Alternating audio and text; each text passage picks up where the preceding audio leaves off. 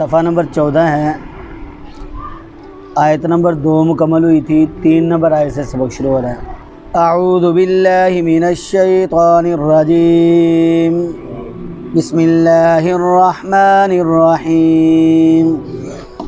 वलौला अन कतबल्लाहु अलैहिमुल जलाअ लअज़्ज़बहुम फिद दुन्या वलहुम fill आखिरति अज़ाबुन नार। ज़ालिका बिअन्नहुम शाक़्क़ुल्लाह व रसूलह वमन युशाक़्क़िल्लाह फ़इन्नल्लाह शदीदुल इक़ाब। मा क़तअतुम मिन लीनतिन औ तरक्तुमूहा क़ाइमतन अला उसूलिहा फ़बिइज़्निल्लाहि वलियुख़ज़ियल फ़ासिक़ीन। वमा अफ़ाअल्लाहु अला रसूलिही मिनहुम फ़मा औजफ़्तुम अलैहि मिन खैलिन वला रिकाबिन वलाकिन्नल्लाह युसल्लितु रुसुलहु अला मन यशा वल्लाहु अला कुल्लि शैइन क़दीर। सदक़ल्लाहुल अज़ीम। कल जो सबक हमने पढ़ा था, उस सबक में अल्लाह तबारक व तआला ने यहूद के कबीला बनु नज़ीर की मदीना मुनव्वरा से जला वतनी का तज़किरा फरमाया। अल्लाह तबारक व तआला ने इस कायनात को बनाया और इस कायनात के पैदा करने से पहले अल्लाह ताला को इस बात का इल्म था कि फ़लाँ आदमी फ़लाँ वक़्त में कौन सा काम करेगा और किस जगह पर वो काम करेगा। और अल्लाह तबारक व तआला ने अपने इस अज़ली इल्मी की बदौलत, इस अज़ली इल्म की बदौलत अल्लाह तबारक व तआला ने कायनात के बनाने से पहले ही इन सारी बातों को लोहे महफूज में लिख लिया था। और जो भी काम दुनिया में होता है उसी के मुताबिक होता है जो अल्लाह तबारक व तआला ने लोहे महफूज में लिखा हुआ है। अब ये बनु नज़ीर की जला वतनी जो है, ये अल्लाह तबारक व तआला के इल्म में थी कि उनके साथ ऐसा होगा। मदीना मुनव्वरा से उनको निकाला जाएगा, जला वतन किया जाएगा। और जब उनके बारे में ये तकदीरी फ़ैसला लिखा हुआ था, उनके साथ ऐसा होना था, इसलिए उनको जला वतन किया गया। अल्लाह ने फरमाया अगर उनके बारे में ये फ़ैसला लिखा हुआ ना होता तो जिस कदर इनकी मकारियाँ थी या शरारतें थी, अल्लाह तबारक व तआला उनको जीने की मोहलत ही ना देता। अल्लाह तबारक व तआला जो शरारतें इन्होंने आप सल्लल्लाहु अलैहि वसल्लम के साथ की, अल्लाह तबारक व तआला फिल फ़ौर उनको हलाक कर देता। ये बात अल्लाह तबारक व तआला ने यहाँ पर ज़िक्र फरमाई है। अल्लाह ने फरमाया वलौला, और अगर न होती ये बात, अन ये कि कातबा लिख दी है अल्लाह ताला ने अलैहिम इन पर अल जला जला वतनी, अगर अल्लाह तबारक व तआला ने उनके बारे में जला वतनी का फ़ैसला न लिखा होता तो क्या होता। अल्लाह फरमाते हैं लाज़्ज़बहुम, अलबत्ता उनको अज़ाब देता फिर दुनिया में। अल्लाह तबारक व तआला उनको दुनिया में ही अज़ाब दे देते, और ऐसा अज़ाब देते कि अल्लाह तबारक व तआला उनको जीने की मोहलत ही ना देता। अल्लाह तबारक व तआला उन पर ऐसा अज़ाब भेजते, ऐसा सख्त अज़ाब भेजते कि उनको एक लम्हा भी सुकून और आराम का न मिलता, वो फिल फ़ौर हलाक कर दिए जाते। लेकिन अल्लाह तबारक व तआला ने ये लिखा हुआ नहीं था, इसलिए वहाँ पर क्या लिखा हुआ था, जला वतनी का फ़ैसला। तो अल्लाह तबारक व तआला के इस फ़ैसले की वजह से इनको यहाँ से जला वतन कर दिया गया। अल्लाह ने फरमाया वलहुम, और उनके लिए फ़िल आखिरती, आखिरत में अज़ाबुन नार, आग का अज़ाब है। जहन्नम में जो अज़ाब होंगे उन अज़ाबों की कई किस्में हैं, लेकिन उन सारे अज़ाबों में सबसे सख्त अज़ाब जो है वो आग का अज़ाब होगा। तो अल्लाह तबारक व तआला ने इरशाद फरमाया कि इन यहूदियों को जिन्होंने हुजूर नबी अकरम सल्लल्लाहु अलैहि वसल्लम की मुखालफत की थी, और ये शरारतें करते रहे, मकारियाँ करते रहे, अल्लाह तबारक व तआला ने इरशाद फरमाया इनके लिए आग का अज़ाब है। इससे आगे अल्लाह तबारक व तआला ने अपने और अपने रसूल सल्लल्लाहु अलैहि वसल्लम के अहकामात की जो खिलाफ़ वर्जी करने वाले हैं, अल्लाह तबारक व तआला ने उनका नतीजा बयान किया है कि जो लोग अल्लाह और उसके रसूल की मुखालफत करते हैं उनका नतीजा क्या होगा, उनके साथ कैसा सलूक होगा। तो अल्लाह तबारक व तआला ने मुसलमानों को ये बात समझाई कि यहूद के कबीला बनु नज़ीर का मदीना से जला वतन किया जाना और इनका अपने हाथों से अपने घरों को तबाह करना और मुसलमानों का रौब इनके दिलों में डालना और आखिरत में उनको आग के अज़ाब में दाखिल करना। अल्लाह तबारक व तआला ने इरशाद फरमाया ये सारे काम इस वजह से हैं कि इन्होंने अल्लाह और उसके रसूल सल्लल्लाहु अलैहि वसल्लम की मुखालफत की है। यही बात अल्लाह ताला ने यहाँ से बयान की है। फरमाया ज़ालिका, ये यानी ये सज़ा जो पीछे गुजरी है कि वलहुम फिल आखिरति अज़ाबुन नार, उनके लिए जहन्नम का अज़ाब है, आग का अज़ाब है आखिरत में। अल्लाह फरमाता है ज़ालिका, ये सज़ा जो बयान हुई है बिअन्नहुम, इस वजह से है कि बेशक वो शाकुल्लाह, उन्होंने मुखालफत की है अल्लाह ताला की, व रसूलहू, और उसके रसूल सल्लल्लाहु अलैहि वसल्लम। उन लोगों ने अल्लाह और उसके रसूल सल्लल्लाहु अलैहि वसल्लम की मुखालफत की है, इस वजह से अल्लाह तबारक व तआला ने उनके लिए ये अज़ाब लिख दिया है और अल्लाह ताला ने उनके साथ ऐसे अज़ाब का वादा फरमा लिया। अल्लाह ने इरशाद फरमाया वमन युशाक़िल्लाह, वमन, और वो शख्स, युशाक़, जो मुखालफत करता है अल्लाह ताला की, फ़इन्नल्लाह, पस बेशक अल्लाह तबारक व तआला शदीदु, सख्त है, अल इक़ाब, सज़ा देने में। अल्लाह तबारक व तआला सख्त सज़ा देने वाला है। किन लोगों को? ऐसे लोगों को जो अल्लाह ताला की मुखालफत करते हैं, अल्लाह तबारक व तआला उनको सख्त से सख्त सज़ा देने वाला है। इससे आगे अल्लाह तबारक व तआला ने जंग की एक हिकमत अमली का तज़किरा फरमाया है जिसको हुज़ूर नबी अकरम सल्लल्लाहु अलैहि वसल्लम ने बनु नज़ीर के ख़िलाफ़ इस्तेमाल किया। वो हिकमत अमली क्या है? जब बनु नज़ीर के साथ मुकाबला था, मुसलमानों ने उन पर हमला करना था, लड़ाई होनी थी, तो उन्होंने इससे पहले क्या किया, अपने आप को कला के अंदर बंद कर लिया। अब मुसलमान हुज़ूर नबी अकरम सल्लल्लाहु अलैहि वसल्लम ने अपने सहाबा को साथ लिया और उस कले का मुहासरा कर लिया। 22 दिन तक मुहासरा किए रखा।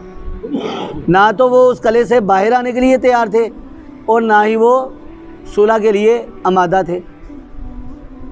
हुज़ूर नबी अकरम सल्लल्लाहु अलैहि वसल्लम ने जंगी हिकमत अमली इख्तियार की। वो क्या? आका अलैहिस्सलातु वस्सलाम ने मुसलमानों को हुक्म दिया कि इनके ये जो बगात हैं, इनमें खजूर के दरख्त हैं, उनको काट दिया जाए। जब आप सल्लल्लाहु अलैहि वसल्लम ने खजूरों के दरख्तों को काटने का हुक्म दिया तो उस वक़्त इन लोगों ने देखा कि अब तो हमारा नुकसान हो रहा है। इन्होंने ये पेशकश की कि हम मुसलमानों की सारी शराइत मानने के लिए तैयार हैं और हमारे साथ सुलह कर ली जाए। तो शराइत जो रखी गई उनमें एक शर्त ये भी थी कि आप लोग यहाँ पर नहीं रह सकते, आपको मदीना छोड़ना होगा। तो हुज़ूर नबी अकरम सल्लल्लाहु अलैहि वसल्लम ने उनको मदीना से जला वतन कर दिया।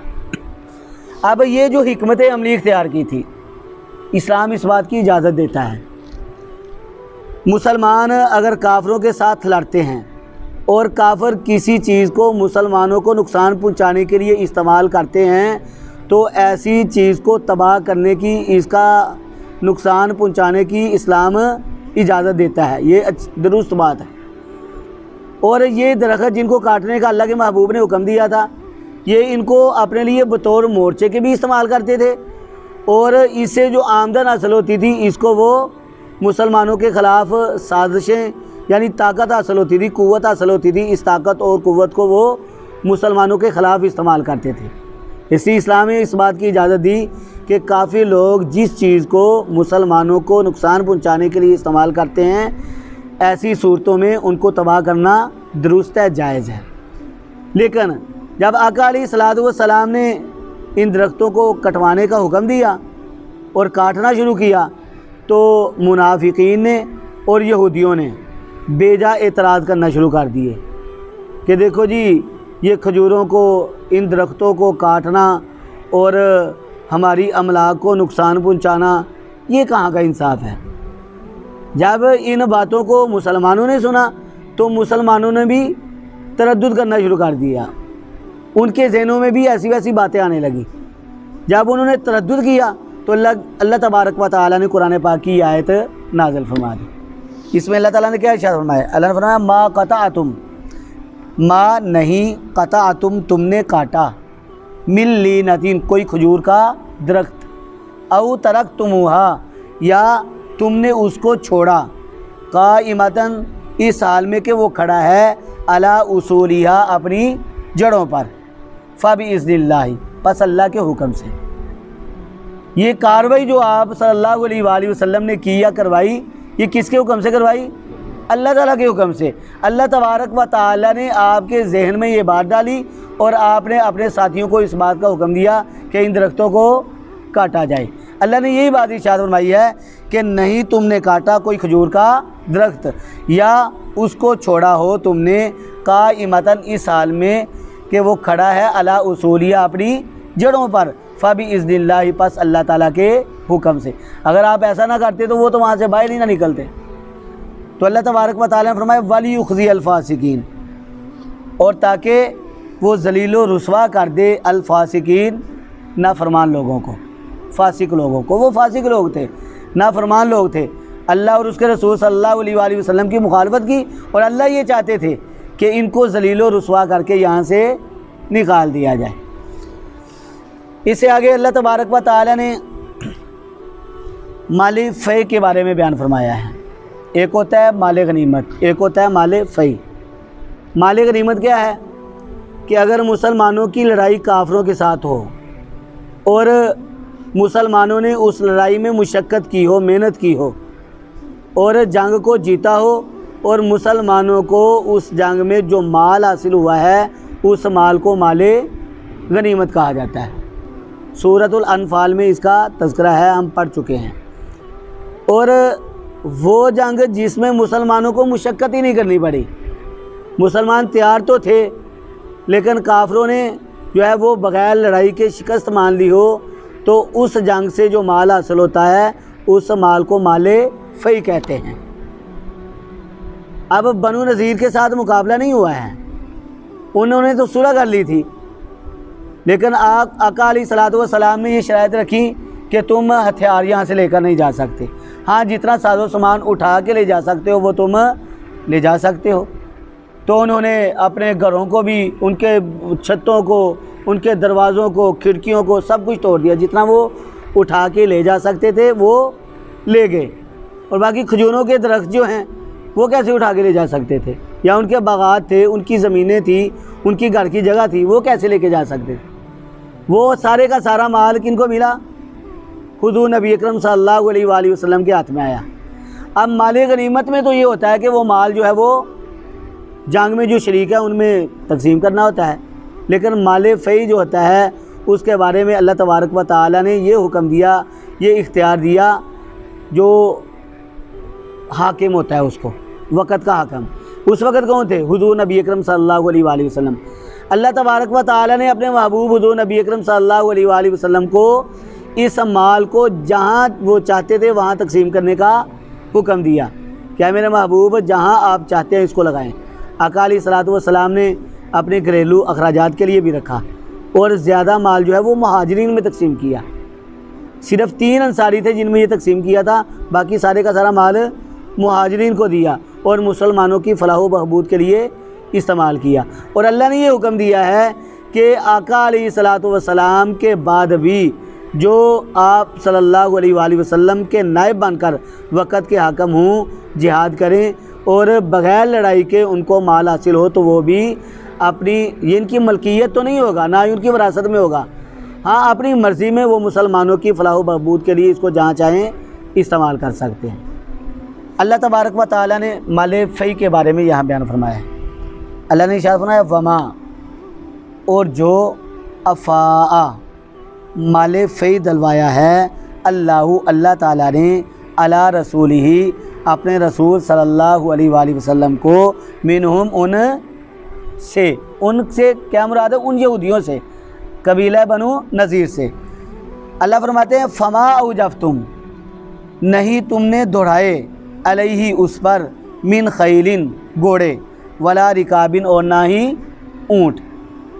अब देखें कोई मुशक्क़त नहीं करनी पड़ी। अल्लाह ने इरशाद फरमाया कि ना तो तुम्हें घोड़े दौड़ाने की ज़रूरत पड़ी है और ना ही तुम्हें उनके पीछे ऊँट भगाने की ज़रूरत पड़ी है। यह माल तुमने बग़ैर किसी मुशक्क़त के, बग़ैर किसी लड़ाई के हासिल कर लिया है। अल्लाह ने फरमाया कि वलाकिन्नल्लाह, और लेकिन अल्लाह ताला युसल्लितु मुसल्लत करता है, गलबा देता है रुसुलहु अपने रसूलों को अला मन यशाउ जिस पर वो चाहता है। यहाँ पर अल्लाह ताला ने फरमाया कि मुसल्लत करता है, गलबा देता है, यानी अल्लाह तबारक व ताला ने अपने रसूलों को इस माल पर गलबा अता कर दिया। ये माल किसके फजल से हासिल हुआ? अल्लाह तबारक व ताला के फजल से। और अल्लाह तबारक व ताला ने अपने फजल से ये इख्तियार भी किसको दे दिया? अपने रसूलों को इख्तियार दे दिया कि इस माल को जो बग़ैर जंग के हासिल हो, इसको माल फ़ई कहते हैं। और अल्लाह तबारक व ताला ने अपने रसूलों को इस बात का इख्तियार दे दिया, जहाँ मेरे रसूल चाहते हैं वो इस माल को इस्तेमाल और इस माल को तकसीम कर सकते हैं। अल्लाह तबारक व ताला ने इरशाद फरमाया वल्लाहु, और अल्लाह ताला अला कुल्ली शैइन हर चीज़ पर कदीरुन कुदरत रखने वाला है। अल्लाह ताला हर चीज़ पर कादिर हैं। अल्लाह तबारक व ताला ने अपनी कुदरत से मुसलमानों को बग़ैर जंग के फ़तह दिलवाई। और अल्लाह तबारक व ताला ने मदीना तैयबा के इन यहूदियों को जो मुसलमानों की कोई हैसियत समझते ही नहीं थे, अल्लाह तबारक व ताला ने इनको ज़लील व रुसवा करके इनके घरों से निकाला और इनके वतन से अल्लाह तबारक व ताला ने इनको जला वतन कर दिया। अल्लाह तबारक व ताला से दुआ है अल्लाह रब्बुल इज़्ज़त हमें सही मानों में अपने कलाम की समझ अता फ़रमाएँ। अल्लाह तबारक व ताला हमें इस पर अमल करने वाला बनाएँ। व आखिरु दअवाना अनिल हम्दुलिल्लाहि रब्बिल आलमीन।